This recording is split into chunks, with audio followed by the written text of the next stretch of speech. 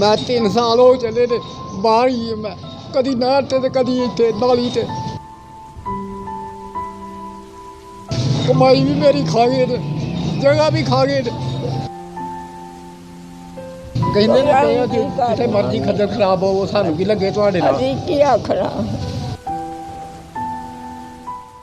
आसफ मारदा होवे ते भरा मेरा मारदा होवे इहनू बाहर कड्डो।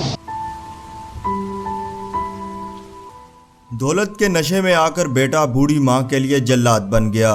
सियालकोट के इलाका समड़ियाल के मोहल्ला फैजपुरा में बासर बेटे ने बूढ़ी मां और हकीकी भाई मोहम्मद अशरफ को विरासती मकान से बाहर निकाल दिया। वालदा और बेटा दरबदर ठोकरें खाने पर मजबूर हो गए। मोहम्मद अशरफ 25 साल बैरून मुल्क मेहनत मजदूरी करता रहा। वतन वापस लौटा तो इसकी बीवी बच्चे अरसा दराज से घर छोड़कर अपने ननियाल चले गए थे।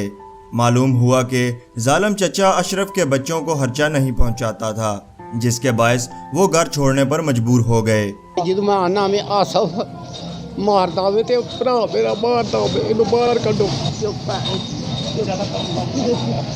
मैं 3 साल हो चले ने बाहर ही मैं कदी नहर ते कदी इत्थे नाली ते कदी नहर ते कदी नाली ते ऐ कोई सूख नहीं ना कमाई भी मेरी खा गए ने जगह भी खा गए ने तो नहीं दे सानू गल कर आई आख्या मकान नहीं दे सको सानू चलो आई मकान जे सेल कर ली कहंदे ने जिथे मर्जी खज्जल खराब हो सानू की लगे तुहाडे नाल असीं की आखना।